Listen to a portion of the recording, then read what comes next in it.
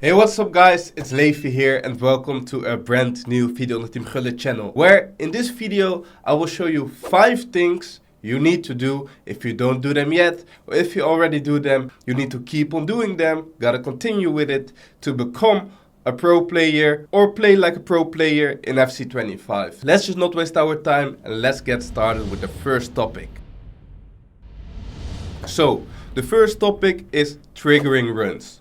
First things first, you gotta know which methods there are. The easiest method, L1 passes. So a L1 X pass, once you perform that, as you can see, your player will start to make a run forward. This is the most obvious one. A lot of you guys should know. Maybe there are people watching who don't know about it yet. So what you do, you hold L1 whilst performing an X pass. As you can see, your player starts to make a run forward. Number 2, pointing at a player with your left stick. Can be any player on the pitch apart from your goalkeeper, and then you click L1. What will happen is the player you point at will start to make a run forward. So you can have the ball with your midfielder, for example, and you point at your left mid or right mid, left wing, right wing are the same. He will start to make a run forward. Same goes for your left back, right back, whatever position. You can make the run forward.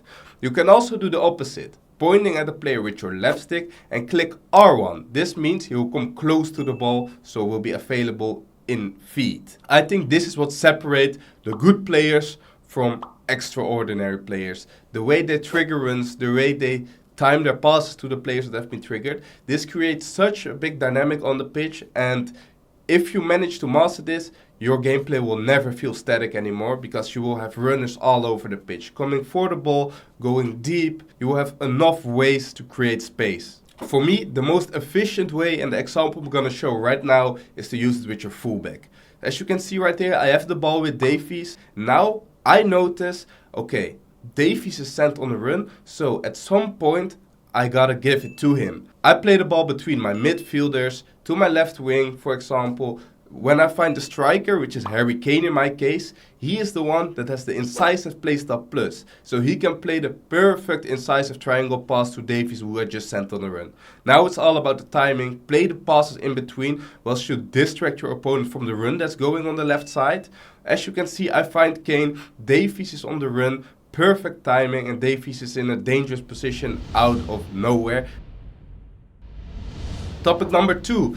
Double triangle goalkeeper movement. More efficient than moving with your right stick, because first benefit, your goalkeeper won't be stuck.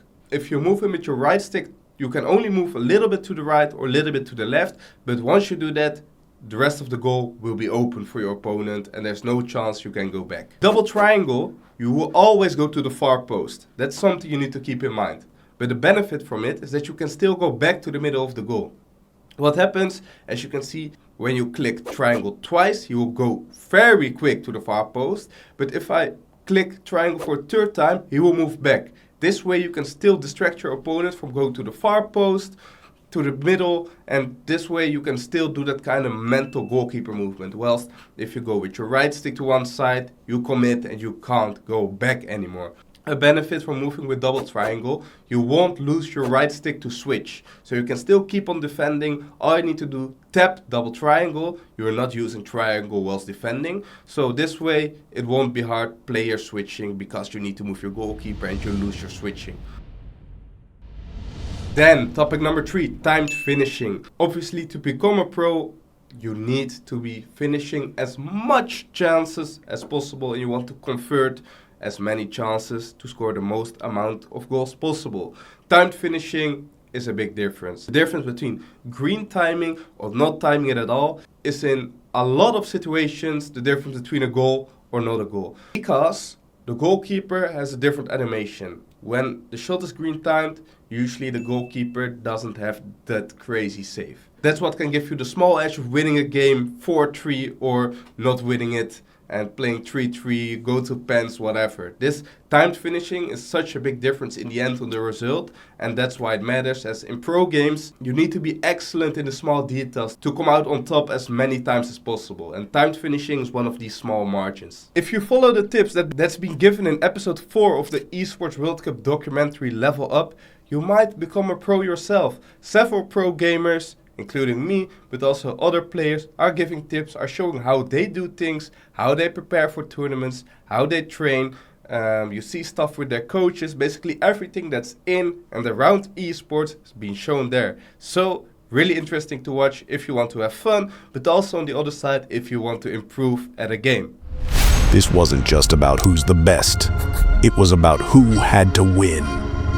This amount of money it's life-changing, not just for them, but everyone that is close to them. It's crazy. They're so good at a game, they can make millions of dollars. Who are these people? Topic number 4, precision shooting. It is very good, but it's also a tricky one because you actually have to use it to play competitive right now. So I think it's also really good, but if you want to play competitive, you have to play on precision shooting because it's mandatory. So that's also enough reason for me to recommend it to you guys, but also because I think it benefits you if you can master it. When you have an angle, you just have in control if you're going to shoot it close to the post or if you will hit the goalkeeper. It's in your control. So you can't really blame the game for missing a chance anymore. It's all in your own control. Also goes for long shots. Maybe a finesse shot with assisted shooting will go into the goalkeeper's hands while you think you aim it right. With the precision shooting, you just can get a very consistent execution because you can aim it to the post yourselves. It's not really reliable from the AI, and that's what we want. I think precision shooting is better once you master it, so make sure to try it out. I'm sure you're gonna get very frustrated by it at the start, but it takes some time, but trust me, it's definitely worth it. And then the last but not least topic, player lock. This brings another different dynamic in your game. Your game won't feel static anymore if you can manage to use triggering runs and player lock. If you just do these two things in your gameplay, if you're not doing it right now, I'm sure it can get you 2 ranks higher in FUT Champs, because this is gonna make your opponent scared. This is gonna make the game way easier. This is gonna change your entire gameplay, to be fair. It's gonna bring you to new levels. You perform the player lock by pressing your left stick and right stick at the same time. Then you can switch to every single player on the pitch. The player lock is as good as this because you can use it with basically every pass. So you can create a lot of dynamic with this. You can perform a player lock in feet, as you can see in some of these clips with an R1X, or you can fake it and go in behind with a player lock. There are so many different types of executing this that is so unpredictable for your opponent. As you can see in some of these examples, I fake that I come close to the ball and then I go in behind. So the player lock is something you need to get into your gameplay if you want to be a pro. That being said, I want to say one more thing. I have to send you guys to the latest video uploaded about the 4-2-1-3 versus the 4-4-1-1. So the difference between those formations, I think it's a very interesting video to watch. All that I want to ask you guys is to make sure to put your thumbs up on this video, leave a comment down below if you would like to, subscribe on our channel if you haven't done that yet. Thank you guys for watching, and I'll see you guys next time. Ciao.